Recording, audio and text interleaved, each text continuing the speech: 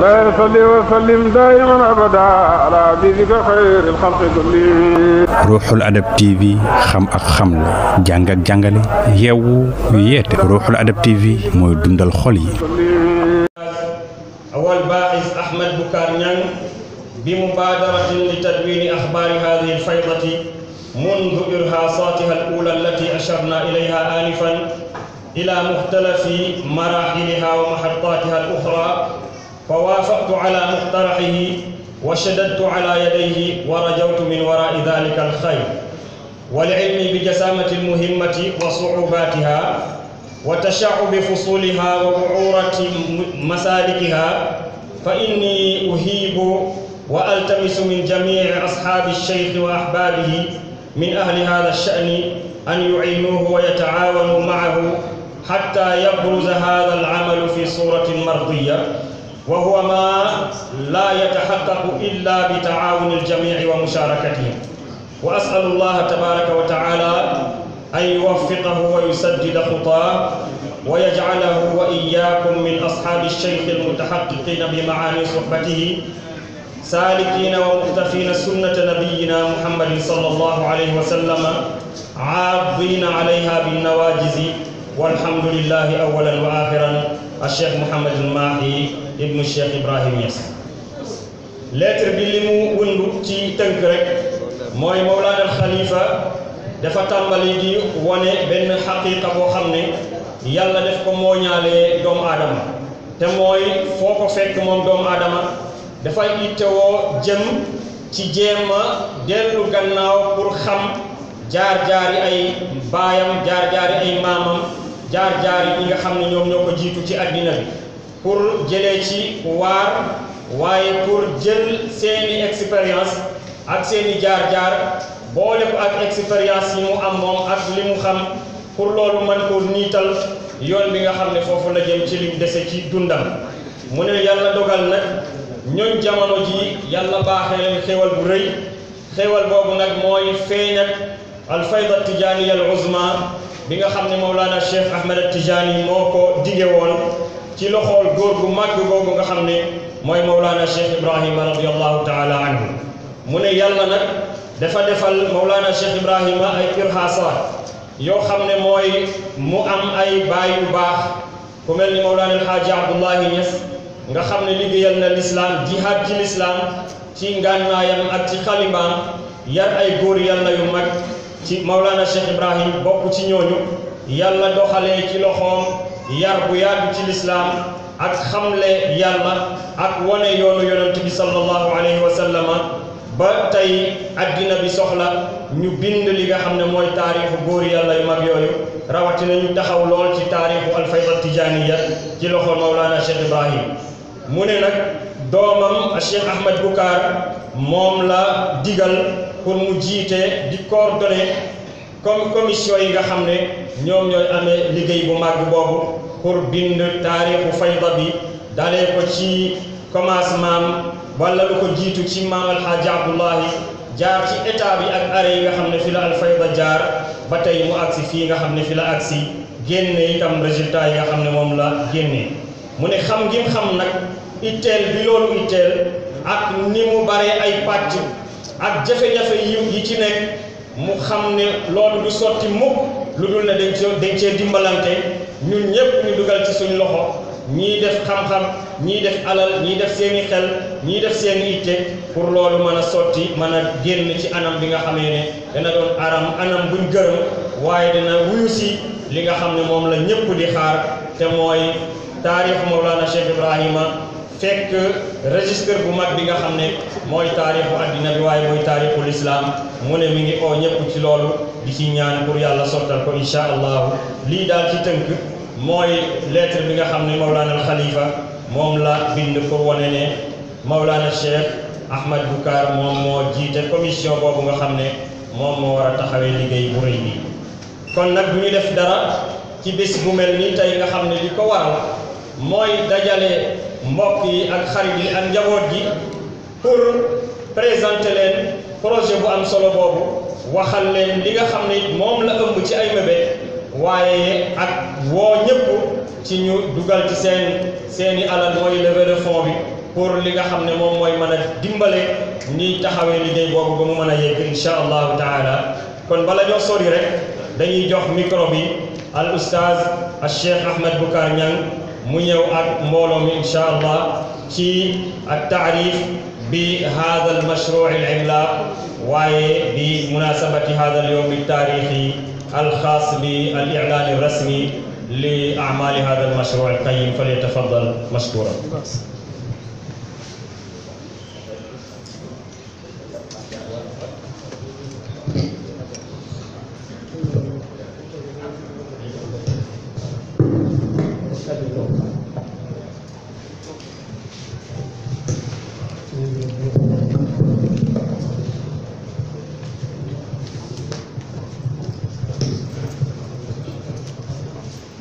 الحمد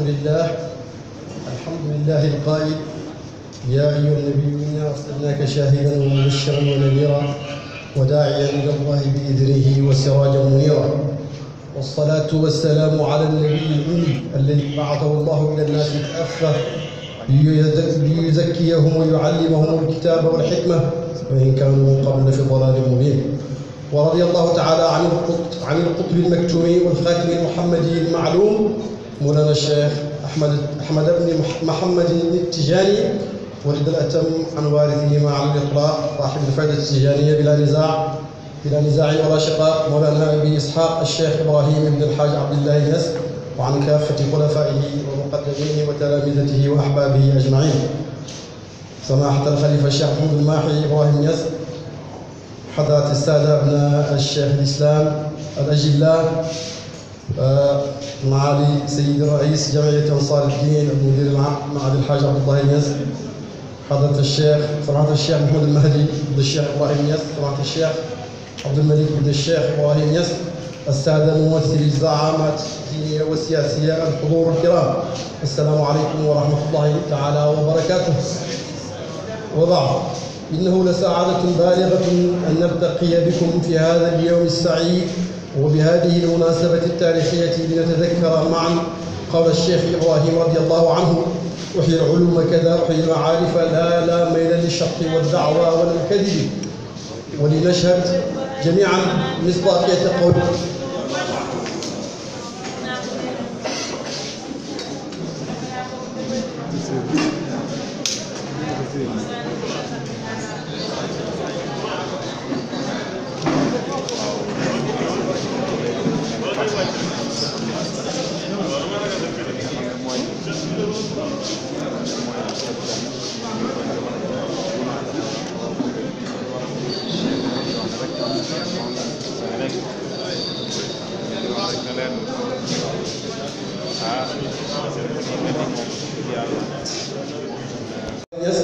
ak mbokkam Cheikh Mouhamadou Moun Hamina président Ansaaruddin directeur institut islamique Alhaji Abdoulaye Niass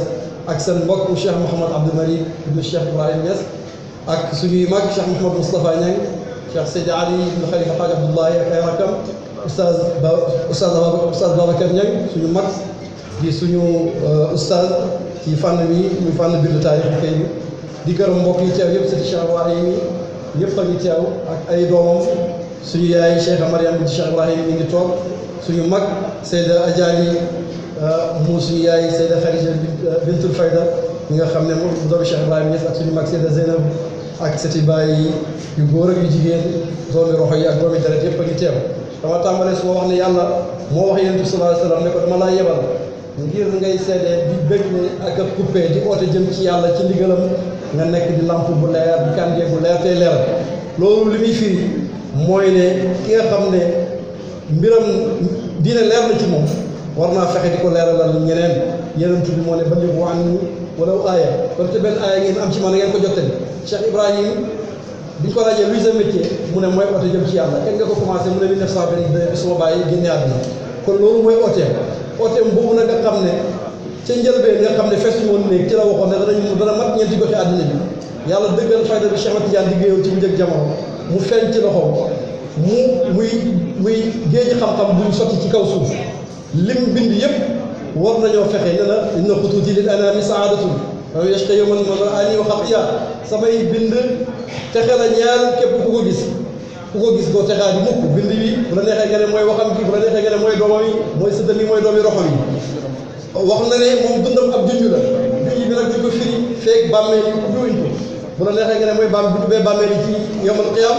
wala bu bàmmeel yi xol yi màbbee ku jeex ci yàlla ko ku sa bàmmeel xol ubbeeku na ku sa bàmmeel xol ubbeeku nag ba nga mos dara ci mbootam sëriñ bi da nga xam ne junj bi bàyyi di wax war ngaa fexe jëm ca dégg dara wala jëm ca firi dara dundam yëpp bind la li ëpp ci dundam daf ko tagg yéntu yàlla Muhammad sallallahu alayhi wa sallam nee na mooy li gën ci dundam Oustaz Ibrahima Ahmad Diop ne na dugg na néegam amee diwaan bi mu ne ko loo yore mu ne ko sa diwaan bi mu ne ko mooy sama meññetu dund bàyyi nag ku fexe ba mën cee wit mooy dégg làmmeñ ba làkk nga ko doon waxee war ngaa fexe wital ci ñeneen loolu moo waral tarjama ñu jëm ko traduire te du projet bu bees 1969 la bàyyi fay xaalisam pour ñu traduire lu jubal huda muy bi mu bind ci la précédence du prophète Mohammed gën bu yéntu yàlla Mohammed gën yéntu yëpp 69 bàyyi moo fay pour ñu traduire en français kon xam nga ne loolu projet bi kon projet bàyyi la woon bu yàgg ñaareel ba woyam yi nee na yonent sallallahu alayhi wa sallam waqad jaani yawmi min ahmad annani wa madhiya maqbulun talaqaytu nassa yonent feeñu na ma ne ma nangul na ma samay tagg gi ma koy tagg te nangul na ma loolu dañoo war a fexe ba mu tasaaroo wër àddina téere bàyyi nii ba muy dénk doom yu baax yi nee na leen bu ngeen ko fi bàyyi jaayu leen ko ma warul leen ngeen am lu ngeen dundee wala si ngeen di jaay xam-xam kon xam nga ne bàyyi li ñuy doon ci moom li mu bëgg mu sax te béet mooy xam-xam bi dootee ko ci moom doon jigéen ci bàyyam ak lim fi bàyyi kon loolu war nañoo fexe sàmm ko ba bu këyit yi yàqu sàmm ko ba def ko ci yeneen làkk moo tax bi sëriñ bi joxee ndigal yi ñu wax ak doomi pays bi ñëpp la ñu wax ak bàyyiwuñ kenn ñoom ñëpp wax dëgg yàlla ñu ngi ci biir pour def ci liñ mën ku ci nekk ci sa fànn nekk wàllu bind nga bind ku ci mën a def sa alal nga def ko ci ku ci mën a def sa ittee nga def ko ci ñu fekk ci suñuy nijaay yi nga xam ne ñoo ñu ci jiitu Cheikh Mamadou Mahdi yaakaar naa mooy ci njëkk a publié ci français livre boo xam ne ñun ñëpp visite à Cheikh Ibrahim ñàkk ci moom lañ ko gisee Cheikh Mouhamadou Mouhamed naa ku ne xam na ko ci muhadaraat yi ak ci sotti xam-xam Cheikh Mouhamad Abdoul Malik om moom du comme bi ma bind livre bi ma bind ci bàyyi tuddee ko om moom laa ko déjee ndax lu ci bëri ci jub-jub ci xam-xam ba fa nekk ak ci ay asaari Cheikh Ibrahim ak ay wasaay ci moom laa ko ñun bu ñuy roy am nañ ay royukaay ñoom ñooy am ay doomi bàyyi waaye ñooy premier taalibeem te ñoo gën a xër ci jeexitalam tasaaroo keroog bañ génnee livre bi di ko lancé 40 copies la ci jënd te yëpp daf ko may loolu moo tax ñu dajee tey fii nii yaatal gëstu bi ñu bëri léegi déglu la ñu gën a def ak seetaan moo tax ñu boole ci documentaire audiovisuel bëgg nañ cee boole tamit fu bàyyi teg tànkam ñu teg fa suñu tànk seet la fa bàyyi ndax bàyyi jëmmi njëriñ la jëmmi yërmande la Ibou Diouf mooy melal faydum bi naan nawetu rahmaan bi taw na mbott yaa ngay ŋaax baatub laa ilaaha la ñuy ŋaaxee seeni baraama mu ne mosuma gis définition fayda bu gën a rafet bu Ibou Diouf boobu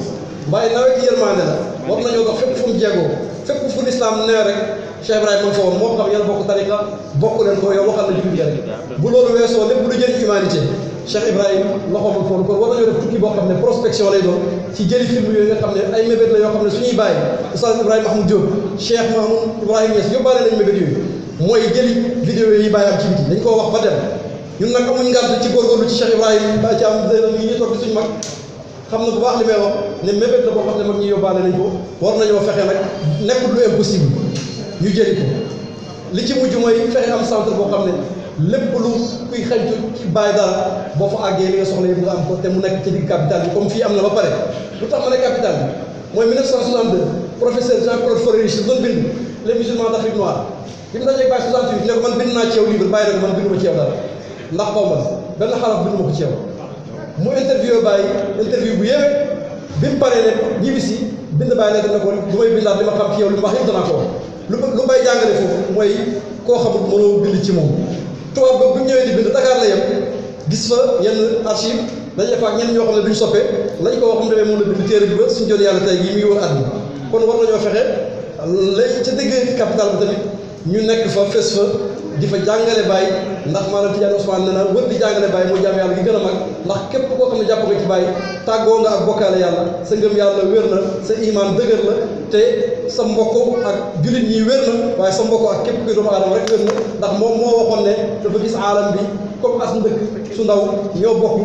le bien commun ñoo bokk la place publique waaye ku nekk say pas-pas ak sa gëm-gëm mu ne jullit nag moom buy dellu ci farata ak naafila lay dellu ku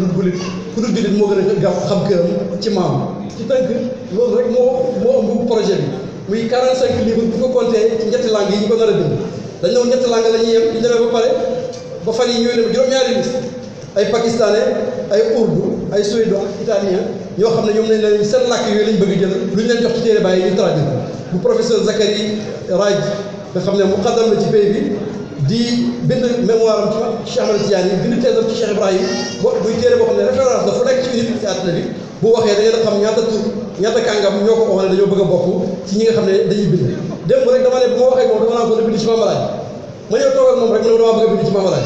ma ne lii moom mag ñi ñoom commencé nañ di yëngal moo tax ku ci am ab dërëm fekkee dërëm nga am amoo xam-xam def ci dërëm ndax nga am ngërëm parce que mag ñi moom ña nga fee demuñ fenn waaw dañ tekk rek waaye ñu ngi yëngu te maanaam yéen ñi ngi ànd ak ñun di ñu dimbale ci lépp loo xam ne ñu ngi ko soxla ci ay maxtuta ak ay wasaay yoo xam ne foogoon nañ ne yàqu na sax te incha allah ngir yàlla projet bi yooyu yëpp dina ñëwaat dañuy remercier bu baax a baax beneen yoon délégation gouverneur ak préfet nga xam ne ñëw nañ fi ñaari yoon wax dëgg yàlla te ñooy buntu état ci ñun ñu ngi leen di gërëm di leen sant ci seen teewaay di wax ne projet bi lu cher la ndax gëstu bi ak traduction bi ak film bi ak voyage de recherche yi rek jege na téeméeri million projet centre de recherche ci capitale ba architecte pays bi muy jombana moo ko defar moo tabax kër gii ku ne xam na ne liggéey bu wér la bu ñu doon fayeeku facture ci plan bi mu defar rek duñ ko mën a fay mais addiya bàyyi na ndax moom ku ne xam na ni mel ci pays bi mu nekkee doom ci pays bi 540 millions mu ne mooy tabax centre boobu waaye loolu kenn du ko yéemal Cheikh Ibrahim ndax Cheikh Ibrahim ñoom ci taalibi kenn amu ko ci turuk sufiyee yi kooku am mbooloo buñ dajoon di def dërëm ak dërëm sax centre bu jar téeméeri milliards war nañ ko mën a tabax te nekk ci turu doomu aadama waaye ci turu xadara bi la nekk nit ñi dañuy romb waaye xadara bi moom dafay béll xadara bi mu ngi fi du fi jógee kon nañ ko xamee noonu am nañu ci dugal seen loxo mu ngi fële ci cadre bi asmar yi yore yaakaar naa mën naa fi mbokk Cheikh Moustapha Niass bi ñëwee dana ci mën a jaar damay bañ a guddal wax ji rek ma bëgg ñu dugg ci yeneen discours yi Cheikh Bara yi ñu xaaj Abdoulaye mooy wax ci turu ñiy bind ci kàllaama arab suñu jigéen Seyda Bigué Seck wax français ci ñiy bind français professeur Zakari Ray bi nga xam ne jàngale na fële ci université Chicago léegi ma ngay jàngale ci université américaine yi ba nekk fële ci Qatar mi ngi fii ñëw teew ngir bés bi rek moom tamit dana fi def discours kon ñu ngi gërëm Seydi doomi Cheikh al imam al akbar Seydi Ali Cissé mi ngi ñu teg teewal fi waajuram ngant dëgg moo ko tere ñëw waaye moom bañ tàmbalee ba léegi lépp lu ñu mës a dox rek yëg na ko te mi ngi ànd ak ñun ci ñaanam ak léppam naka noonu am naata ko rasmi Cheikh Mouhamadou Mahi fi Seydi Ali Cissé lépp lu ñu mës a dox yëg na ko léegi rek la ma Lamine Lo oo jaaree ko ci suñu jarbaat Cheikh Aliou Diop di wax ne administrateur bi mu ne dekese na ñetti millions tàmbalee ko ci liggéey bi daayira Ansaarud-Din France tamit ñoom dañoo waxoon ne 12 millions yi wax ne moo jëm ci matériel bi ñu soxla pour bureau bi sëriñ bi jox nañu bureau bu mag fii ci kaw pour liggéeyee ko ci mool ak bindaat téere bàyyi yeeg defar yàq yeeg maxtur yi ñu numériser ko 12 millions yooyu yëpp ñoom dañoo waxoon ne ñoo koy dajale sori nañ ci nag am nañ 2 millions et quelque waaye ñu ngi dem taxawaguñ suñu doom Cheikh Ibrahima ñaa ngi def na ci 1 million Cheikh Roqeya mi nga xam ne mooy la doyenne de la famille ñi ñaan yàlla mu guddal faram def na ci 500 000 ne dana ko mottali 1 million li ci des ci liste bi moom mi ngi fii ci gannaaw bala ñoo fay jógee danañ ko wax ci kaw ñëpp dégg ko ndax mbiri xaalis la te wax dëgg yàlla ñun def ci daal moo ñu gënal naan dañ ci jéem a coppati yàlla xam ne bañ tàmbalee léegi octobre ba léegi lépp lu ñu amoon dem na ci lépp lu ñu amoon dem na ci te ay millions waaw fexe ba am statut légal fexe ba dem yenn voyage am na archive yoo xam ne da nga koy jël waaw duñ la ko jaay kon ñu ngi ñaan daal sëriñ si ñaanal ñu te loolu daal lañ ci mën a wax ñi gërëm bu baax suñu mbokk Cheikh Abdoulaye Mountakha yegg si na léegi dimbale nañu bu baax a baax ci wàllu média yi ndax 2STV ak TFM yëpp ci itteem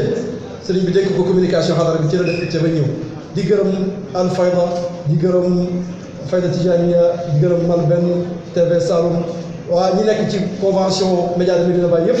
bëgguma war a tàmbali lim sax ndax nag loolu dafay indi daf ñu indi problème waaye incha allah danañ fexe defar liste bala ñoo jeexal ñu jàng liste boobu yëpp di oo rek xam naa dañoo war a njëkkee professeur parce que moom mën naa am na yaakaar naa am na jotaay yu mu war a def professeur Zakari Raay mu njëkkee ñu doog a ñëw ci ñeneen ñi asalaamaaleykum wa rahmatullahi taala wa barakatu ñu ne comme gouverneur xaw na fi yàgg comme timis waaw Cheikh Seydou Ali mu ne ñu julli timis gouverneur joxe kàddoom ñu dem ci professeur doo ko yëgali jotaay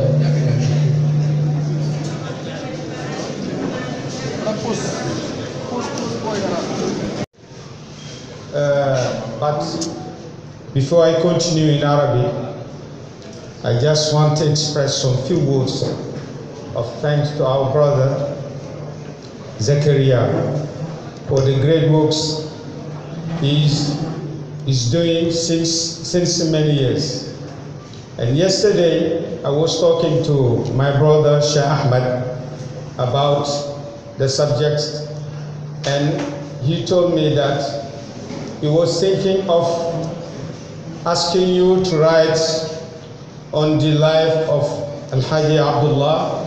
but before he told you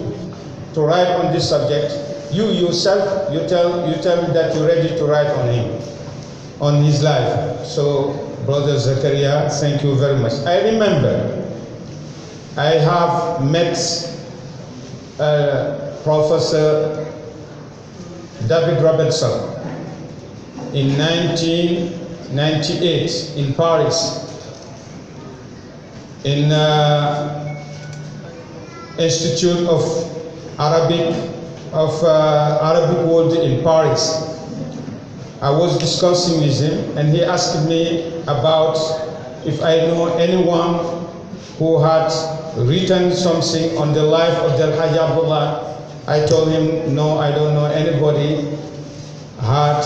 written anything about his life, and he told me, when you're ready to write on his life, I'm ready to supervise your works, your research on him. So, brothers, thank you very much. We don't have the word to express the our joy we feel for your participation in this great project, and we pray Allah to realize all your hopes. We pray Allah to support you, to protect you, and to make all your projects and activities accepted, and Allah make it easy. This is the few words I wanted to express towards the great works of our brother Zakaria. Bon mbooloo mi maa ngi wax ne alhamdulillah alqaa'il fi kitaabihi alhakiim laqad kaana fi qasasihim ibratan li ulil albaab ما كان حديثا يفترى ولكن تصديق الذي بين يديه وتفصيلا لكل شيء وهدى ورحمة لقوم يؤمنون والصلاة والسلام على الرحمة المهداة سيدنا محمد سيد الأولين والآخرين القائل تعلموا من أنسابكم ما تصلون به أرحامكم فإن صلة الرحم محبة في الأهل ومثرات في المال ومنشأة في الأسر وعلى آله الطيبين الطاهرين وصحب الغر الميامين ومن تبعهم بإحسان إلى يوم الدين. هذه كلمات بسيطة نقولها كمقدمة لكلمة أعدها الأخ الشيخ أبو بكر بن الحاج عبد الله وهو الذي يواصل. فإني أريد أن أعبر عن مجرد كلمة أو فكرة على أهمية هذا المشروع، وهو كما لا يخفى على سادتكم يعتبر التاريخ وتدوينه علما ذا قيمة كبيرة يقوم بدراسة الأحداث وتسجيل الوقائع التي حصلت قديما وحديثا، وللفيضة منذ نشأتها في عشرينات القرن الماضي أو في ثلاثينات القرن الماضي تاريخ ثري وغني يتحتم علينا جميعا بذل كل ما في وسعنا للحفاظ على هذا التراث، وهذا ما ينوي السيد الفاضل والطموح أخونا الشيخ أحمد بكار ابن الشيخ عمر ابن الحاج عبد ابن أحمد بكار القيام به. وقد رحب بهذا المشروع الخليفة الشيخ محمد الماحي بن الشيخ إبراهيم، أطال الله عمره المبارك في صحة وعافية، بل وذهب إلى أبعد من ذلك بتبني المشروع، لأن والده الشيخ إبراهيم رضي الله عنه كان كلفه بتحمل كتابة تاريخ هذا البيت. إذن فللمشروع أهمية قصوى، ونرجو من الله تبارك وتعالى التوفيق لأخينا الشاب الطموح الشيخ أحمد البكار في إنجاز هذا المشروع، كما ندعو الله له بدوام الصحة والعافية وأن يزيده الله بسطة في العلم والجسم. وأعطي الكلمة لسيدي أخي الحاج عبد الله يواصل، وندعو له التوفيق التام إن شاء الله، فليتفضل موفقا.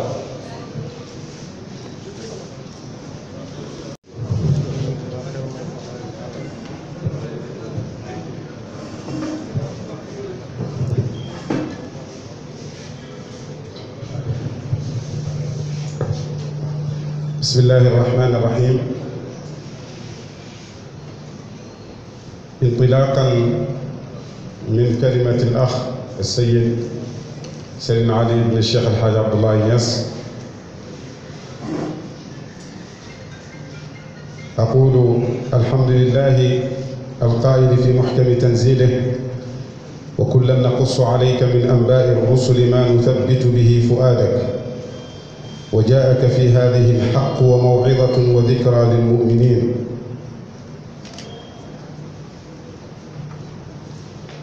وقال أيضا جل جلاله وعز كماله: نحن نقص عليك أحسن القصص بما أوحينا إليك هذا القرآن وإن كنت من قبله لمن الغافلين. والصلاة والسلام على من وهب النفس والنفيس في سبيل إعلاء كلمة الحق في أوسع معانيها، متحديا بذلك طوفان الطغيان والضلال، سيد ولد آدم ولا فخر، محمد بن عبد الله القائل: تعلموا من أنسابكم ما تصلون به أرحامكم، فإن صلة الرحم محبة في الأهل، مثرأة في المال، منسأة في الأثر. سيدنا ومولانا الخليفة، عبر أثير هذه الإذاعات نتقدم إلى سيادتكم بأبرك التهاني والتسليمات، ونقول لكم السلام عليكم ورحمة الله تعالى وبركاته. أعيان الحضرة المتواجدين في هذه القاعة، وعلى رأسهم السيد محمد المهدي بن الشيخ إبراهيم إنياس، ومدير معهد الحاج عبد الله إنياس السيد محمد من حملنا، والشيخ عبد الملك ومن لفهم، وجميع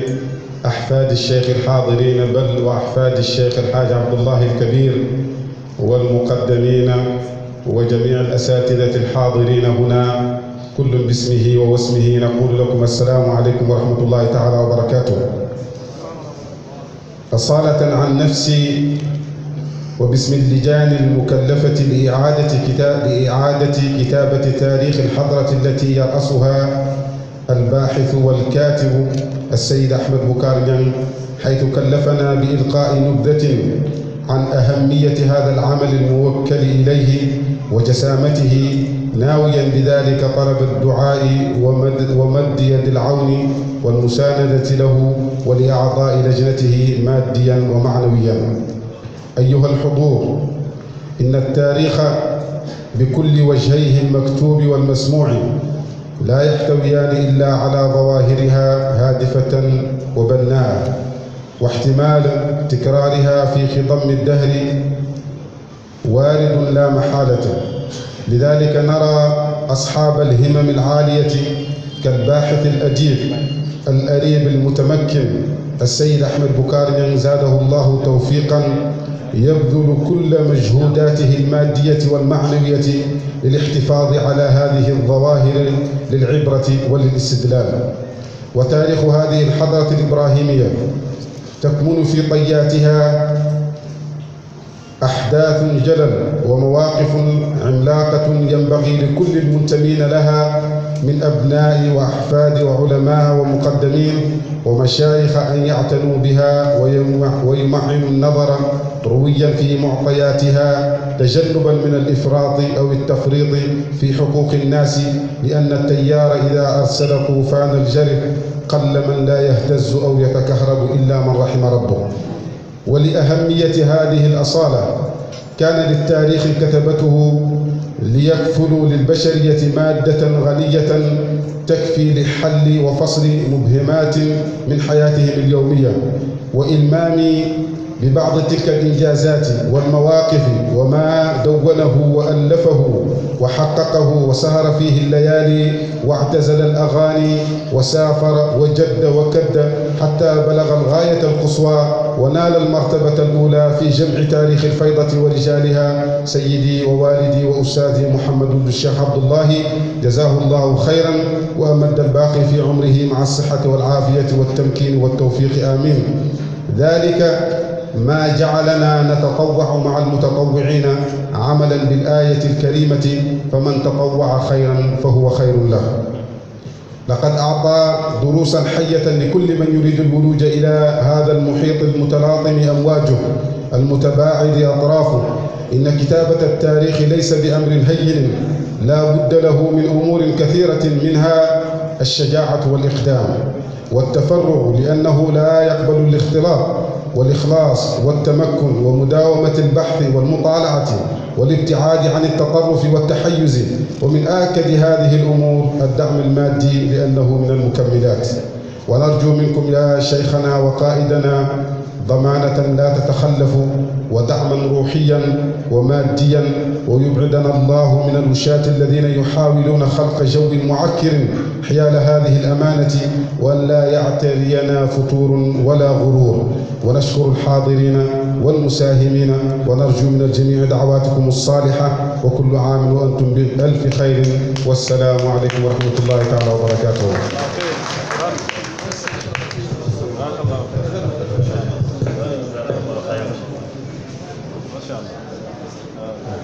بسم الله الرحمن الرحيم. الحمد لله رب العالمين والصلاة والسلام على أشرف المرسلين. I can speak in English. Speak in English, okay, thank you.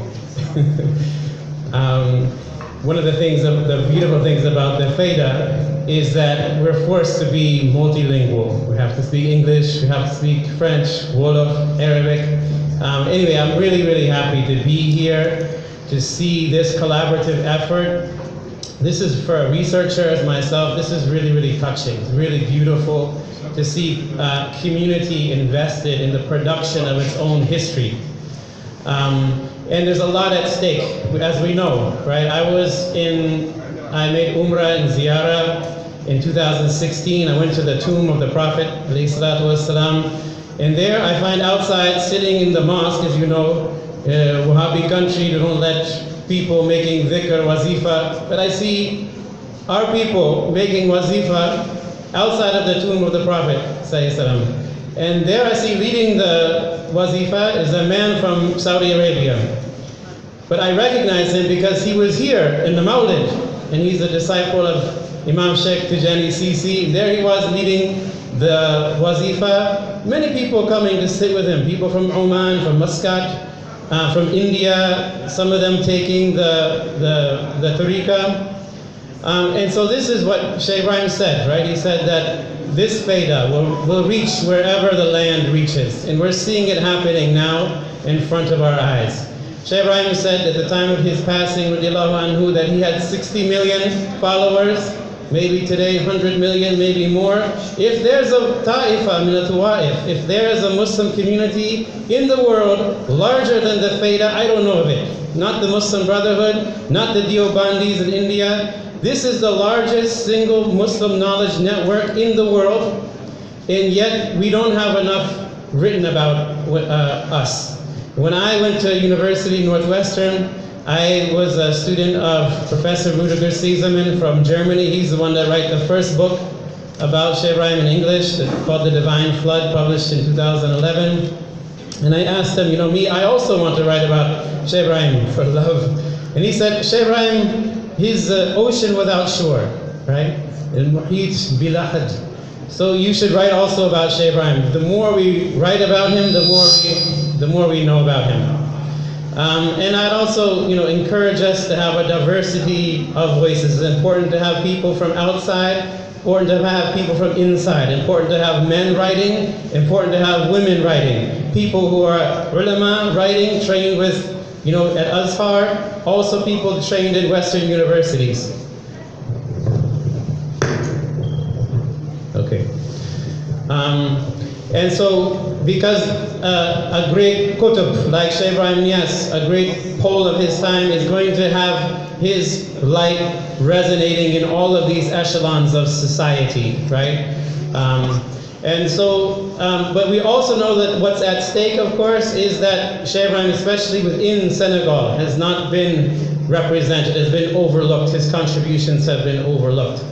And so when we have the microphone now for our own turn, we should also remember not to repeat the mistakes of those who came before us, who overlooked the contributions of El-Hajj Abdullah Niasse, of Sheikh Ibrahim Niasse. So when we're talking about the real history of Islam in Senegal, the real history of Tasawwuf, of Sufism in Senegal, we have to give respect to all of the awliya. As Sheikh Ahmad Tijani said, we take seriously the sanctity, the hurma of the awliya. And whoever disparages them, whoever dishonors them, Allah dishonors him.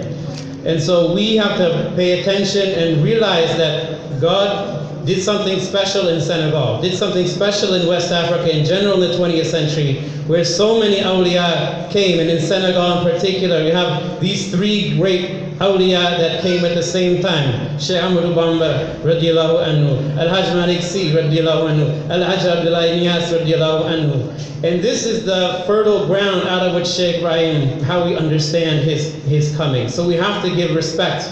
to all of these, the contributions of the awliya at the same time. And I'm very, very happy to see the community involvement. Me, myself, I would not be able to do anything. I write many books now about Sheikh Ibrahim, about Sheikh Ahmad Tijani, Sheikh Ahmed Bukhari Niang has mentioned, did some translations. None of this is possible without the support of you, the support of this community, and especially, Sheikh Hassan Sisi, who started me on this path, and Sheikh Tijani Sisi, who was very, very gentle and patient and open with me in sharing knowledge. And so I'm especially, really, really happy to be part of a collaborative effort with Sheikh Ahmed Bukhari Niang. I can already tell he has the ability to recognize diverse intellectual communities. Communities in academia and universities, communities that are trained in the Arabic language, communities that are specializing in the oral histories of this region. All of these diverse knowledge communities need to come together, not only men, also women. We need to see more women represented up on stage in these events to be producing collaborative knowledge. So I myself am speaking on behalf of an English-speaking university professors that are very, very interested in participating in this project. So we have Usman Khan from Harvard University. We have Rudiger Siesemann from Bayreuth University. We have Joseph Hill, here known as Abdullah Niasse, or Abdullah Cham, I think. Yeah. He also wants to participate. He's from Edmonton University in Canada. We have Andrea Bagalia from Naples University in Italy. We have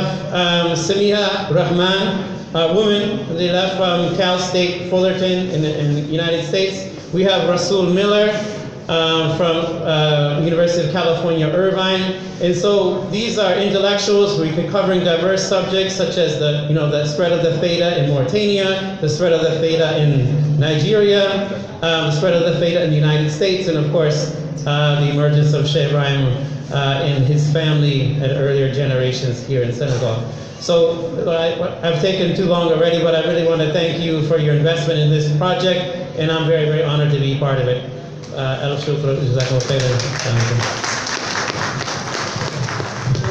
وشكرا لك. Thank you professor. نقدم الميكروفون إلى الشيخ أحمد بكر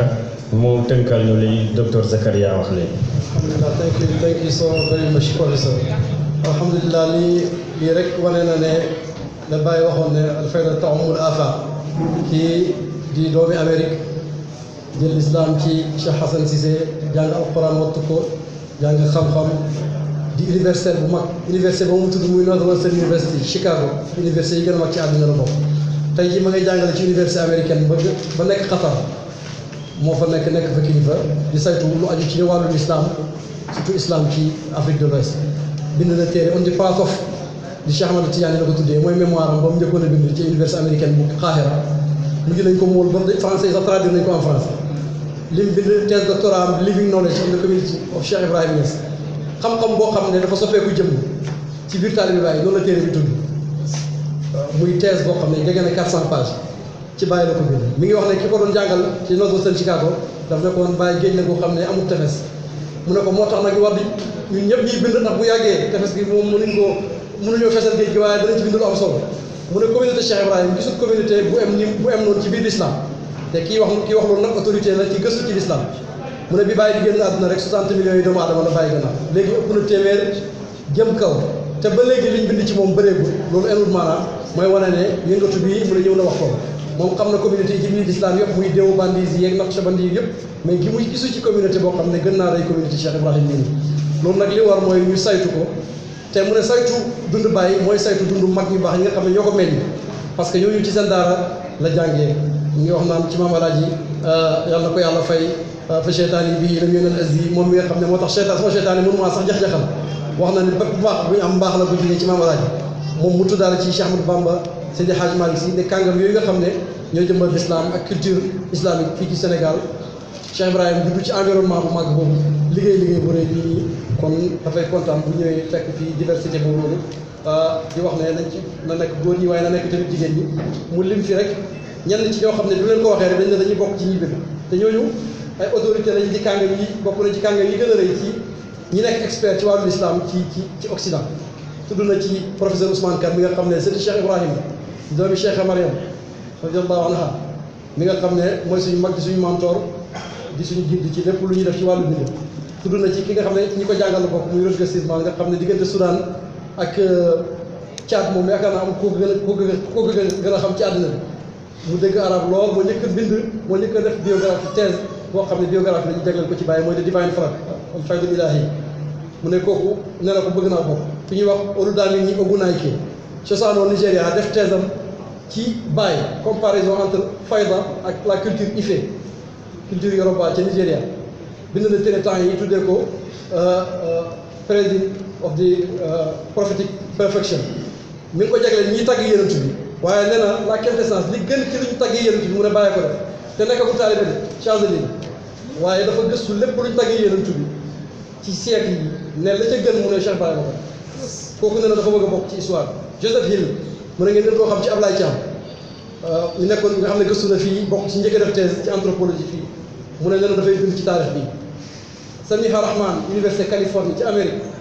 mu ne contacté na ko ne dafa bëgg a bokk ci ñuy bind Rasoul Miller université Californie Irvine ne daf ci bokk Andrea Brigaglia di italien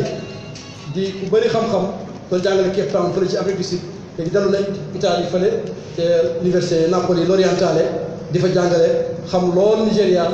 xam loolu diggante Borno Kano ñoom maanaam Tidiane ñi ñëpp ku ci nekk daanaka bind na ci yow teel ci yéeme mooy ñoom ñëpp léegi taal Cheikh Ibrahim moom mënoon nuur ci moom di gëstu ci moom te doo mujj jeex ci moom ñii ñëpp gëstu Baye moo leen dugal ci lislaam moo leen dugal ci tarixa bi moo leen dugal ci fayda loolu daal la wax ne mi ngi pare pour jàpp ci ndax pour njukkal ndax ne na lépp lu xam ci Baye fii la ko xamee jaaree ko ci Cheikh Hassan Cissé waaye surtout imam bi nga xam ne mu ne dafa am muñ lool mën a muñ di ko tette ba lépp lu mu xam ci fayda bi xam ko ci Baye foofu la ko xamee loolu daal ci gàttal loolu la wax ci anglais. incha allah jërëjëf Cheikh Ahmed yaakaar naa ne tënk bi am na solo. Salaamaaleykum. Nous sommes tous à la recherche de souvenirs. Écrire cette histoire générale de la Faïda permet non seulement de connaître avec exactitude la faïda, mais également de pouvoir léguer des mémoires aux générations futures. Beaucoup, en parlant d'héritage, pensent à de l'argent, des biens, des terres, des voitures, des maisons. Avec cette histoire générale de la faïda, nous pourrons envisager l'héritage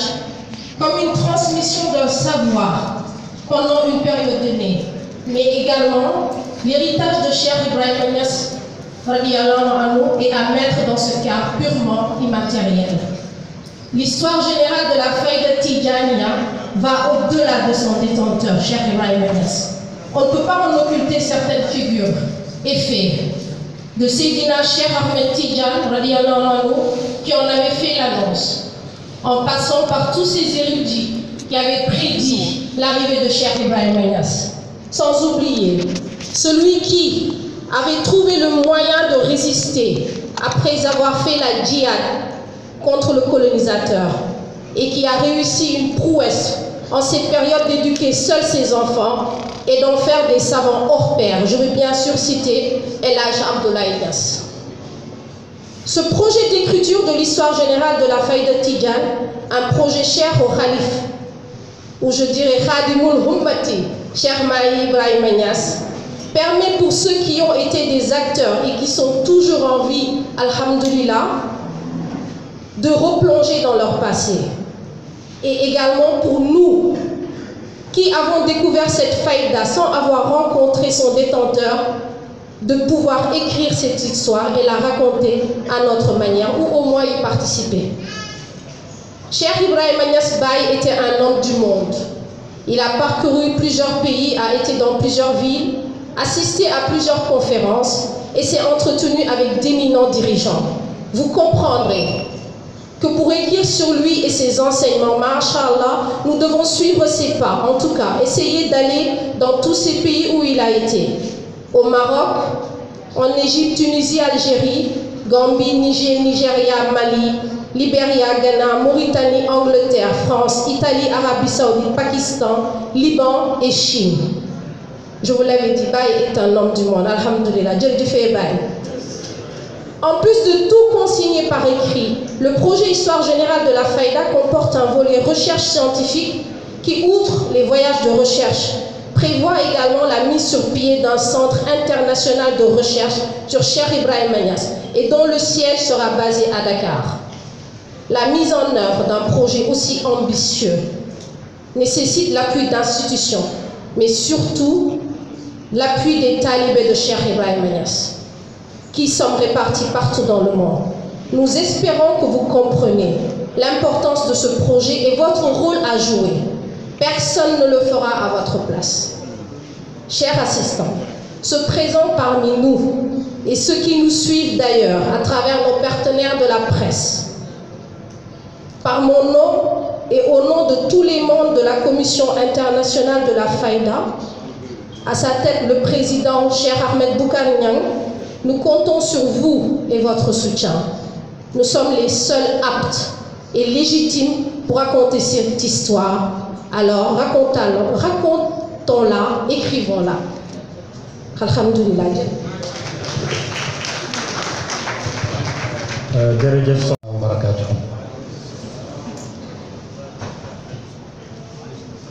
maa ngi nuyu kenn ku nekk ci turam ak ci jëmmam di jiital ci nuyoo suñu mag Mawlana Cheikh Mouhamed El Mahdi ibn Cheikh Ibrahim mi nga xam ne moo war a jël kàddu Mawlana al Khalifa Cheikh Mouhamed El Mahi di nuyu Cheikh Mouhamed Al Munhamina mudir Mahad Al Haj Abdallah rais Rabitat Ansaruddin aw Jamiyat Ansaruddin di nuyu mbooleem kilifa yi fi toog góor ak jigéen njaboot Cheikh Ibrahim ñu góor ñi ak ñu jigéen ñi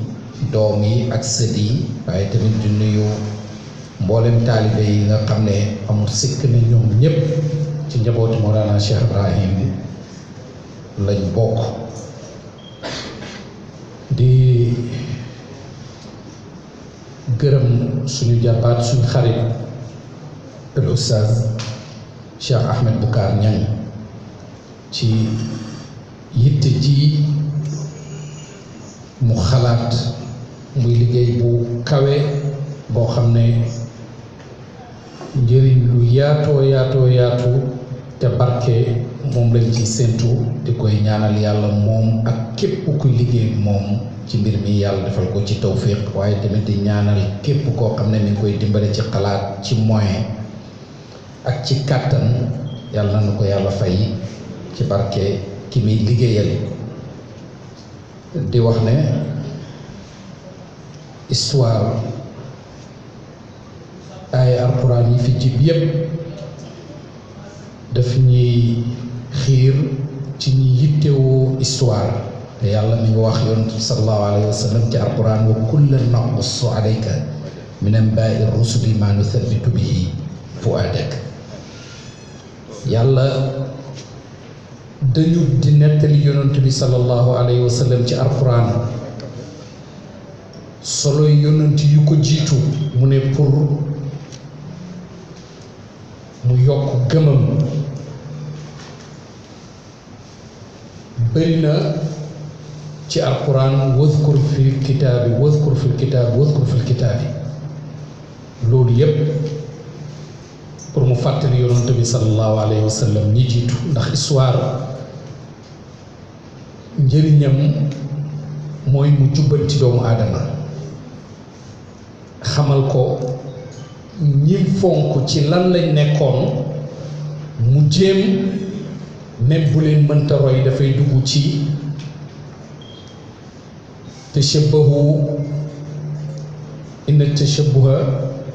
in lam takunu mithlahum inna tashabbuha bil kirami falaahu. jéem leen a niru ñu baax ñi même bu ngeen leen mënta niru jéem leen a roy yi dafay waral ak texe. loolu bokk na ci njëriñi histoire waaye bokk na ci tamit njëriñi histoire rawatina bu fayda bi pour li ñuy bindal te du dëgg ñun ñoo ko gën a mën a bindal suñ bopp te duñ sos loo xam ne dañ koy wax pour yëkkati ko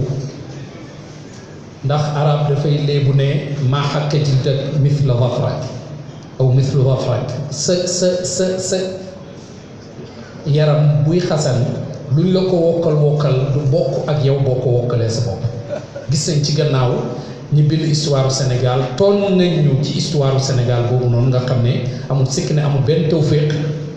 waaye tey bu doomi fayda bi jugee ne ñoom dañuy bindal seen bopp histoire fayda keneen ku ñëwaat ku bugg a xam lenn ci fayda bi incha allah boo sukkandikoo ci lii da nga am wax ju leer joo xam ne dañ koy argumenté ci ay document ak ci ay waxi mag ñoo xam ne nekkuñ di waxantu. Sayyid Muhammad Abdallah ibn Sayyid di muqaddami Cheikh Ibrahim di shérif bu wér askan ci yonent bi sallallahu alayhi wa sallam Cheikh Ibrahim seedeel ko dafa ma nettali yàggu dara ñu ngi ñaan yàlla mu may ko wér te guddal fanam mu sax di ñi barkeel di ñuy ñaanal dafa ma nettali yàggu dara ne ma dafa mës a tagg Maam Alaaji Abdoulaye Niass ci xasida bu yéeme indi askanam ba nga xam ne sax ku ko liir yi ñuy wax ñasee ñi léeg-léeg da nga xam ne du dëgg ndax yóbbu na ko ba ci Uqbata ibnu Naafi saxaaba yonent bi sallallahu alayhi wa sallam boobu nga xam ne ci giiru Quraysh la bokkoon Quraysh waaye wax ay ngëneeli Maam Alaaji Abdoulaye ak mbaaxam ak liggéeyam ak ngëneeli ay waajuram mu ne bim ràbbee xasida bi ba toog ci kanam Cheikh Ibrahim ba tari ko mu ne dafa gis bàyyi kontaan lool mu ne bim buggee dem bàyyi na ko toogal mu toog mu ne ko ma ahbabtuhu li annahu walidi lakinni wajadtuhu min ar-rijal mu ne ko tagguma ko de ngir bugguma ko de ngir ne dafa nekk sama baay rek waaye dama ko fekk mu bokk ci góoru yàlla yi loolu moom moo tax ma bëgg ko kon su fekkee ne loolu bàyyi dana ci kontaan ba commentaire ci commentaire googu su sëriñ maaxi Mawlana al Khalifa sante Cheikh Ahmad Boucar ne buy bind taarixi fayda bi na ci boolewaale taarixi Maamalaaji kon ñi ngi dox ci ay jéego yoo xam ne daf ñuy yóbbu ñun tamit ci ñuy def loo xam ne dafay kontaanloo Mawlana Cheikh Ibrahim radiallahu taala anhu te Baye am na ko wax léegi ne yonent rek la takk ci lu wér takkut keneen ku dul moom waaye ci biir tagg yonentu boobu sallallahu alayhi wa sallam danañ ko fekk waxtu wu nekk mi ngi tudd baayam Maam Alaaji Abdoulaye di ko fàttali ko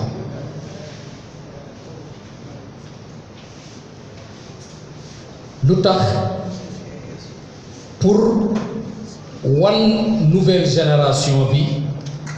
kan mooy royukaay ak ci kan lañ war a roy wax nañ ne bi Mawlana al Khalifa al Hajj Abdallah di dem Màkka daf ko ne soo demee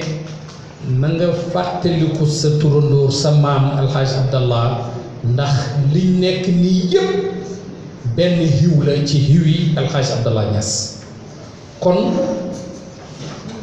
may gu yaatu gu yàlla defal Cheikh Ibrahim Niass radiallahu anhu dafay dem ba nga xam ne léeg-léeg ñenn ñi dañuy fàtte may gu mag googu noonu nga xamante ne nii mooy alxaaj Abdallah Niass te taarix bi danañu wan kan mooy alxaaj Abdallah Niass muy góor goo xam ne yàlla wërsëgal loo ko ci ay góor lu jege ñaar fukk ñoo xam ne kenn ku nekk ci ñoom mën ngaa nekk sëriñi àddina ci xam-xam yàlla defal ci bàyyi xususiya jox ko mu nekk borom faydu tijaan yi ci lu duur benn déng-déng wala làmbatu faydu boobu nga xam ne bàyyi garanti ne al faydatu ta ummul basitata laa yaxbisuha shay wala yumsikuha ahad faydu bi dana daj àddina kenn du ko téye dara du ko baare kon suñ koy bind mooy ne àddina boobu mu war a daj ñooñu lañ nekk pare leen pour liggéeyal leen may wax ne maa ngi ndokkeel Cheikh Ahmad Boucar di ndokkeel mbokkam Cheikh Aboubacar Niass ci kelima bu jotal bii mu def di ndokkeel képp ku fi sànni kàddu di koy wax ne ko man de mën naa am yaay nekk di may tudd di ma gërëm léeg-léeg ci jàpp ne maa ngi dimbalante ak yow waaye ku tuuti laa ci jàppalante ak yow ci liggéey bii nii nga xam ne yaa ngi ko dëgmal li ma gën a am pour defal la ko mooy di lay ñaanal yàlla mu defal la tawfiq ci loo yëg ak ci loo yëgul waaye tamit maa ngi lay wax ne la lépp loo xam ne yaakaar nga ne mën naa ci dara bul hésité ndax benn seen jaay la ñaar li ngay def nii képp koo xam ne participé na ci ndax xam ne deful ko ndax yow waaye ni mu koy defal Cheikh Ibrahim ci lu mu yëg ak ci lu mu yëgul te Cheikh Ibrahim moo wax ne inna alladina xadamu nii naalu muradahum saadatan wa maalu kon man daal sama temps sama xol sama dënn sama kër li nga foog ne tamit amee naa ko lépp jàppal à partir d'aujourd'hui li mi ngi ci sa loxo amul ci dara lu ma paree tamit pour nay pour jox la ko insha allah taala wa salaamu aleykum wa rahmatullahi taala alihi wa sahabatihi wa ala tabi'in wa tabi'ihim bi ihsan ila yawmi din rabbi shrah li sadri wa yassir li amri wahlul uqdatan min lisani yafqahu qawli mbokk yi asalaamaaleykum wa rahmatullahi taala wa barakatu man nag tey dama bëggoon a nekk benn perturbateur rek parce que sànq dama wax Moustapha Diop ak Cheikh Abdoul Malik ne leen tey du bési wax tey bési génnee xaalis la ku am xaalis na ko génnee parce que dafa mel ni li ñuy wax yëpp baax na rafet na waaye man li ma dal dafa mel ni li daloon waa ji nga xam ne dafa toog ba takkusaan booy timis mu dem ca garab ga nga xam ne fa la jinne ju mag ji nga xam ne moo ilif jinne yi ci koñ bi yëpp ci réew mi yëpp nekk mu ñëw toog ci doon garab jinne ju mag ji ñëw ne ko yow doomi aadama yow xanaa da nga ragalut ci sa bopp da nga ulu sa bopp wala lu la dal wala da nga repp daal mu ne ko lan la da nga repp wala da ngaa dox mu ne ko lan la mu ne ko man suma jinne yu ndaw yi juddu tey sax buñ dajee doomi aadama jommal yow nga toog ba ngoon nga ñëw ci ron garab gii nga xam ne man jinne ju mag ji fi laa nekk nga toog fi mu ne ko man daal dama foog ne jinne yi muus nañ waaye dëggate jinne yi muusul mu ne ko lan la mu ne ko yow boo ma gisee ma toog fii ci keppaare gii ci timis gii war ngaa xam ne jommi moom ma fi indi te nit du jommi ñaar yore kon dama bëgg a wax ne projet bi moom moo plaidel boppam moo wax boppam ba pare amul leneen luñ ciy wax lu mooy jàppale ñi ko taxawal encouragé leen ak yi tamit lu waay am def ko ci wax ji nag dana rafet parce que wax ju rafet la wax ju baax la waaye dama ci tënk rek ñaari point mooy jotaay bii man daf may yóbbu ca jamono ba ñuy bind alquran jamono bi nga xam ne alquran ñu ngi ko def ci ay der ay xeer ay nangam ba Sidna Omar ñëw wax Sidna Babacar ne ko ñi mokkal alquran ñi ngi dee suñ continuer di dee te binduñ alquran dana sànku te bu boobaa ñun ñooy responsable mu ne ko man ñemewumaa def loo xam ne yonent bi defu ko woon mu ne waaye bi ma gisee Omar dogu jàpp ne lii moo war a am ma xam ne Omar du dogu mukk ci lu may loo xam ne lu am njëriñ ma jël responsabilité joxe booba tamit nii la demee woon ay ndaw lañ jël Zayd ibn Saabit ak nangam ci at ñoo fa gënoon a néew ñoom lañ jox responsabilité ñu bind alquran jooju tey moo fi nekk ba tey kon bind lu ñu war a bind sàmm ko muy taarix mën na parce que alquran lu ci bëri taarix la loolu tamit loolu mooy cosaan bi te man lii ñuy def nii dafa mel ni jotaay la boo xam ne dafay jokk ca jotaay booba daanaka amul différence mooy jotaayu toog biñ toog di bind alquran parce que lii tamit juz'un laa yatajaza'u min alquran parce que produit alquran la kon loolu moom lu leer la loo xam ne amul dara luñ ciy wax beneen seetlu bi ma ciy seetlu mooy Serigne Mahi mii wax nañu yaa fanweeri at ci gannaaw wala fanweeri at ak juróom ne bàyyi nee na ko soo dellusee jugee ci jàng damaa bëgg sa taarixu maam nga bind ko man damaa foogoon ne bi bàyyi ne nañ bind taarixu na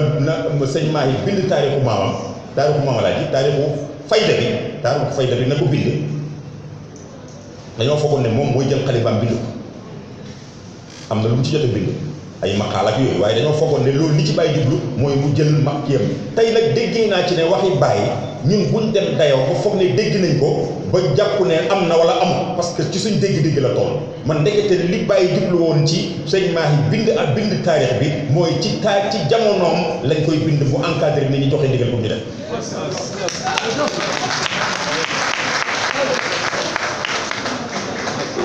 loolu nag mooy ma yokk ci rek benn xorom tuuti sëñ Mahi benn bés dañuy ñëw ci école bi ñu naan nañ def nii mu ne ma xam nga lu ma la yëgal mu ne ma toogal fii ñu toog fii lépp danañu fi fekk mu ne ma benn bés dama ñëw tàggu bàyyi na ko damaa bëgg a tukki bàyyi na ko looy defi mu ne ko damaa bëgg a uti dara ci taalibe yi pour mën a am yóbbal pour dem keer jàngi bàyyi na ko toogal mu toog ba vacance bi di waaj a jeex mu mel ni ku xaw a mer ñëw ne waaw bàyyi lu tax mu may aaye dafa vacance baa ngi waaj a jeex mu ne bàyyi ne ko doom mun ko dem ci nit ñi amul njëriñ xam nga li am njëriñ nga fexe ba yow nga nekk jëmmi njëriñ soo nekkee jëmmi njëriñ soo demee ci nit ñi baax na soo demul nit ñi dana ñëw jël si njëriñ mais soo amul njëriñ boo demee ci nit ñi ñu jéppi la nga jéppi leen rek ci ngeen di mucc jéppi ant rek ci ngeen di mucc loolu nag muy leçon boo xam ne nit munu ci dem te xamoo sa histoire bàyyi doon na wax ne mu ne nit ku nekk balaa muy sóobu mbir na fexe ba jàng ñi ko jiitu woon ci mbir moomu sóobu ko ñi àgg lu tax ñu àgg ñi àggul lu tax àggul bu ko defee moom mu xam fi muy jaar fan la kon nit munul màgg munul am teraanga munul taxawal dara te xamoo sa cosaan ñi la jur ak ñi indi affaire bi fii fan lañ jaar ak si ko kon loolu man loolu laa amoon ci lu may wax di wax ne rek ñun nañ xam ne rek lii du sax bu kenn war a wax ne projet xalifa bi la du projet xalifa lii projet Baye la Baye moo waxoon sëñ Mahi ne ko bindal taarixul fayda sëñ Mahi fi mu ne at yi mu am bu fi naroon a toog di bind ci xalibaam mën na am dana yàgg te dana ko jural mu tëju nit ñi du wax ak nit ñi te nit ñi dañ koo soxla waaye ndekete ci sa ahd ngay encadrer sa jeunesse bi ñu bind ko ndekete loolu la woon xamoo ne taarix bi ñoom Bukaar ñii ak jeunesse bi bind ko moo ëpp xiima sëñ Mahi bind ko man maa ko wax de parce que sëñ Mahi bu ko bindee war na koo bind du jaaxal kenn mais nag shabab bi ko bind ñoom bu ëllëgee ñoom ñi ko bind kenn du leen ko gën a téye danañ ko mën a téye seen bopp ci xam ko loolu laa amoon ci li may wax man nag fi mu ne nii am na ñu may joxañ sax naa ma xalaat politicien nga ma ne leen waaw man politicien laa fi mu ne waaye du politique bi ngeen jàpp bon parce que dafa am loo xam ne koo xam ne mënu ma ko ñàkk tudd muy sëriñ boobu li tax mënu ma ko ñàkk tudd mooy nit ñëpp di indi seen contribution waaye xaw ma lu tax moom contribution bi dañ ko indi sama loxo la ko teg ne ma joxeel ma ko ma léegi wax ak man moo tax ma ngeen gis ma jug ñaari yoon noonu xaj na loolu tamit cër boobu mu ma jox man tamit war wax dëgg yàlla war naa ko koo delloo kon nag ñi ngi ñaan daal képp koo xam ne am nga loo man ci xalaat ak yi li engagement bi Cheikh Abdou Malick jël nii du engagement wu Cheikh Abdou Malick engagement wu njabooti Baay gi yëpp la ci ay doom ak ay sët ak ay taalibe wasalaamaaleykum wa rahmatullahi taala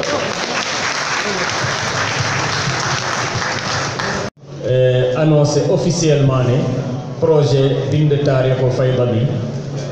incha allahu tàmbali na ak levée de fonds bi nga xam ne ñu ngi oo jaam yàlla yi pour ñu def seen doole ci liggéey bi ndax mu mën a yegg ndax dafa laaj ay waa usra Cheikh Omar Diop ñoom itam teew nañ ci jataay bi ànd ak imam Seydi Ali kon ñu ngi leen di dalal ñoom itam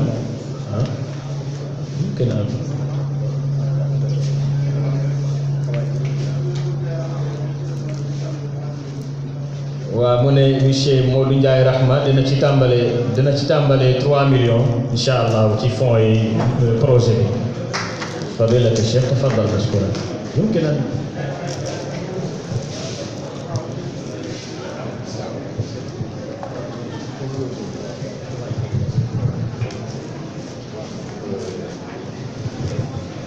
bismillahi rahmani rahim alhamdulillahi alladi hadana li hada wa ma kunna linahtadiya lawla an hadana allah wassalatu wassalamu ala al-fatih al-khatim an-nasir al-haqq bil-haqq wal-hadi ila siratika al-mustaqim wa ala alihi haqqa qadrihi wa miqdarihi al-azim wa radiyallahu ta'ala an ashabi rasulillahi sallallahu alayhi wa sallam ولا حول ولا قوة إلا بالله العلي العظيم يا أمة الشيخ لنا هذا المحضر ولتحفظ فيه بنظرة تأتي لنا بضرر mbokk yi maa ngi leen di nuyu yéen ñëpp képp ku fi teew góor jigéen mag ak ndaw ci bés bu tedd bi nga xam ne dugg na ci taarix muy taarixi lislaam waaye di taarix ci tariqatu tijaaniya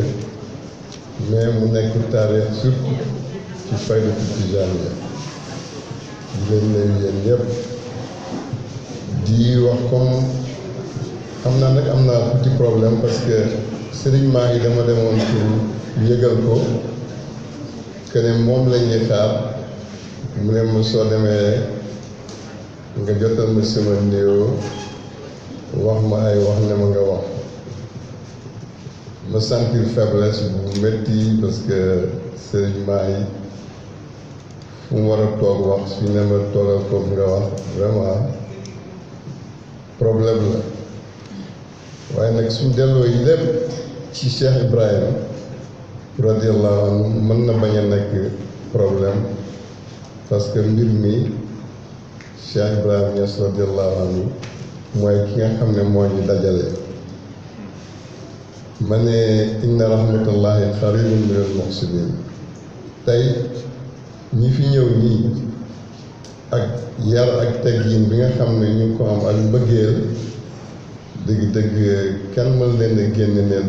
donc ay nit ñoo xam ne dañuy yéwénal jëmee ci yàlla moo tax ñun ñëpp loolu mooy dajale di ñaan yàlla nañu yàlla nangu mu ne su ma ñëwee li ma leen di njëkk a wax mooy lettre bi nga xam ne ñu ngi ko fi liir mu jugee ci moom jëm ci doomam Cheikh Ahmad Boucar Niang lettre boobu moo ko bind moo ko jox ndigal te bala mu koo jox ndigal bala mu koo bind xalaat na bu baax ba xam ki nga xam ne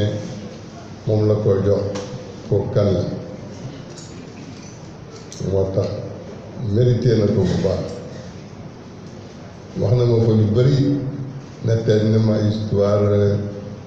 Seyda Roqiya doomam yi ñii rek la mun a demee yooyu yëpp dugg na ci waaye comme dañuy wax ci li xew léegi muy Cheikh Ahmadou Boucar te ñu yónni ñi rek il faut danañ gàttal waaye loolu dafa doon lu am solo ci ma wax ko mu ne nag lépp Cheikh Ibrahima rek la moom bi nga xam ne bi nit ñi demee di uti àddina di uti taar di uti daraja moom mu ngi jugee ci góor gi nga xam ne mooy Cheikh Alhaji Abdoulaye Niass bi nga xam ne ku dëddoon àddina la muy wajuram nga xam ne jihaad na aji na def na lu nekk te jamono yu mu koy def boobu dafa jafe woon lool waaye ci gëm ak dëgër ci lim gëm ak mbëggeel ak xam fi mu jëm moo tax xamoon na fi nga jëm ba fi mu jëm ba nga xam ne loolu moo ko yóbbu ba mu àgg fi mu àgg loolu mooy li nga xam ne moo ñu indil Cheikh Ibrahim loolu mooy li nga xam ne moo waral tey àddina bi yépp naan Cheikh Ibrahim Niass kon su fekkee ne dafa am kenn walla ñenn ci doom ak sëti Cheikh Ibrahim Niass yi radiyallahu anhu taxaw ne dara nit ñi ni ñuy bindee histoire dinañ ko bindee histoire ni ñuy waxee danañ ko wax ni ñuy jullee danañ ko jullee ni ñuy ooree danañ ko ooree ni ñuy joxee azaka danañ ko joxee azaka ni ñuy demee Makka danañ ko demee Makka ni ñuy rafetee jukko danañ ko rafetee jukko ni ñuy nandalantee suñ biir ci xol yi pour xol yi dund ci suñ diggante ak suñ borom mu nekk ndoneel boo xam ne warul ta arrêté dafa war a dem jusqu'à la fin mu ne dëgg liggéey la bu mag la boo xam ne kenn ku nekk war nga sentir sa bopp ci liggéey bi te xam ne du kenn ku dul yow te ñëpp lay waxal kon ñun ñëpp vraiment kenn ku ne rek war na xam li ko ci war ci loolu Cheikh Ibrahima Niass radiyallahu anhu doon koo xam ne lépp lu gaar yonent bi sallallahu alayhi wa sallam rek gaar na ko képp ku xas yonent bi rek xas nga ko waaye képp ku tagg yonent bi rek soo ko xamee rek tagg nga ko ndax ndoneel bi nga xam ne moom la jëlee ci moom te daf ci jël engagement yu mat ndax ba muy wax fa in tasaluni an habibi wa sayyidi fata habibullahi mal ghayru ma'lum soo ma laajee kan mooy sama maître kan mooy sama soppe duma la wax ne leen du kenn ku du taaha du kenn ku du taaha sallallahu alayhi wa sallam bi nga xam ne mu ne mooy ki nga xam ne isa saara xayru naasi surtout waraahu wa in xalla yawmun fal masiru ba'id comme dañuy wax nag ak le monde entier ñëpp ak ñuy dégg parce que fi mu ne nii soo toogee sa saal di wax yaa ngi janoo ak monde bi sooy lekk ñu ngi lay gis sooy naan ñu ngi lay gis sooy wax ñu ngi lay dégg donc kuy wax da nga war a xam ne qui parle avec tout le monde ci kaw loolu moo tax li Baay wax fa in tasaluni an habibi wa sayyidi fata habibullahi mal ghayru ma'lum mu ne si tu me demandes qui est mon ami et mon maître je vous répondrai que c'est Taha, ami de Dieu, pas un autre, personne sauf lui. Feneen mu ne quand le meilleur des hommes se mit en marche, je le suis pas à pas. S'il s'arrête, je ne bouge plus. su yonent bi di dox maa ngi dox topp ci gannaaw su taxawee rek dootuma bouger loolu nag du wax dox jéegu sol say dàll yu rafet wala say dàll yu dagg di dem di jéggi dégg yeeg yooyu rek mais ci wax ak ci jëf ak ci xaal ak ci réalisation yi nga xam ne daf ko réaliser ba l'islam di l'islam ba fi mu nekk nii loolu yëpp mu ngi dox te Cheikh Ibrahim daf cee am cër bu mag moo tax affaire am war na passé ay yu ndaw ndawaan mais affaire am c'est au niveau international. Donc quand on parle avec des gens qui sont au niveau, ils sont partout dans le monde parce que Baye est international. moo tax loolu mooy li nga xam ne Ahmadou Boucar lii mu xam mu def mu ne lu normal la waaye bi mu ko waxee man daf ma inspiré ci biir waxtaan wi parce que soo fàttali ko Ahmadou Boucar yaayam Seyda Rokhaya binti Cheikh Ibrahim Niass mooy jigéen ci njëkk a bind livre ci chariatul muhammadiya en Afrique ba bàyyi taxaw ne jëlati naa drapeau bi ci Afrique ci am doom bu jigéen muy jigéen bi njëkk a bind ci l'islam ci l'Afrique. seede yaa ngi fii ñëpp fekkee nañ ko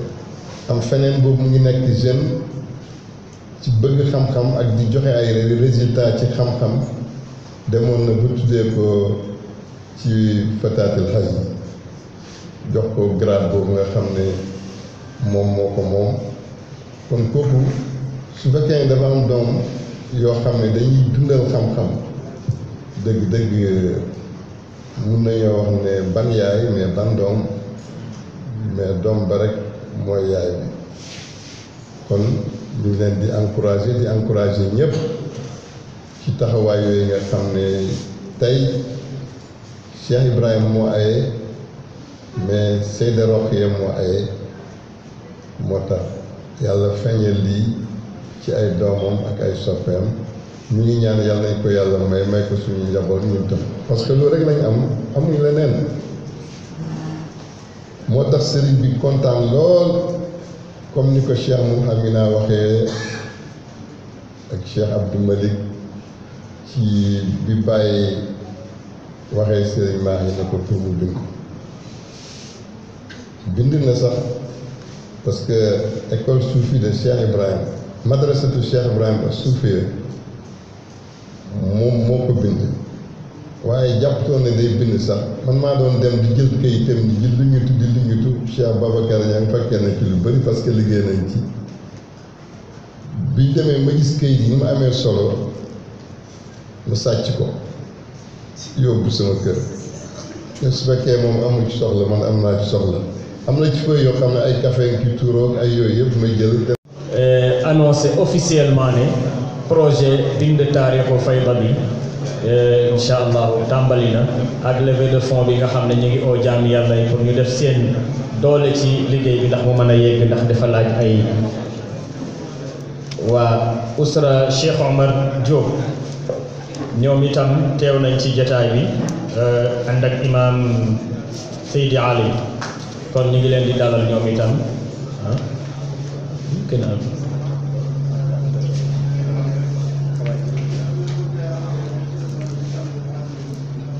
waaw mu ne monsieur Modou Ndiaye Rahma dina ci tàmbalee 3 millions incha allah ci fonds yi projet bi fadilatu Cheikh tafaddal mashkura yumkin an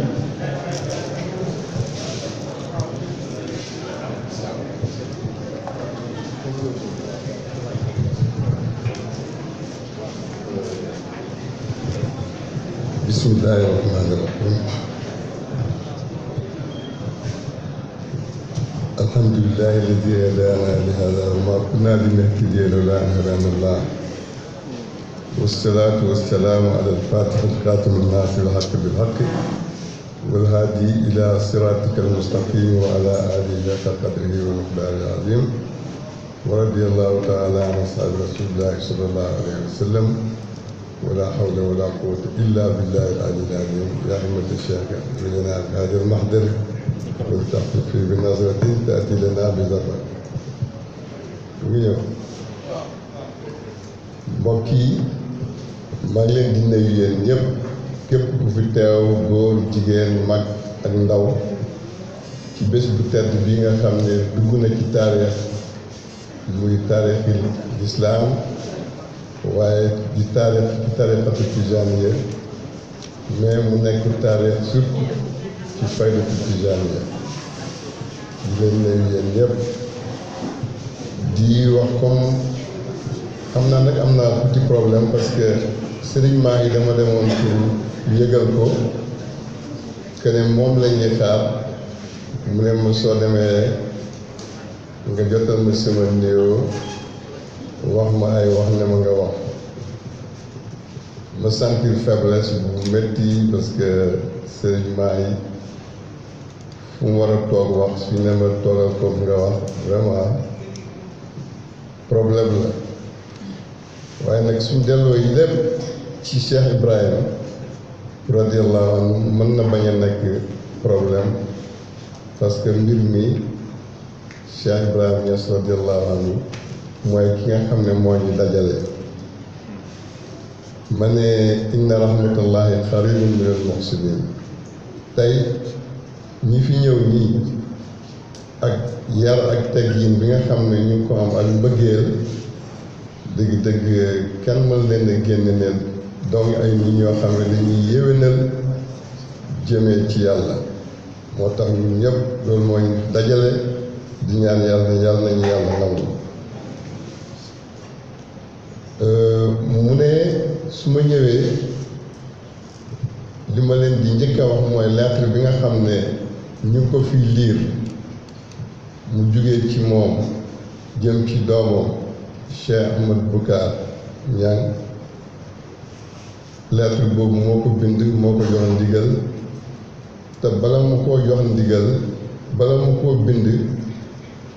xalaat na bu baax ba xam ki nga xam ne moom la ko jox ko kan la moo tax mérité na ko bu baax wax na ma fa lu bëri netteel na ma histoire Seyda Rokhaya doomam yi ñi rek la mun a demee yooyu yëpp dugg na ci waaye comme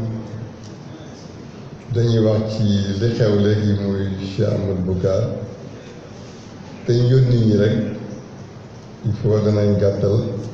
waaye loolu dafa doon lu am solo ci ma wax ko mu ne nag lépp Cheikh Ibrahima rek la moom bi nga xam ne bi nit ñi demee di uti àddina di uti taar di uti daraja moom mu ngi jugee ci góor gi nga xam ne mooy Cheikh Alhaji Abdoulaye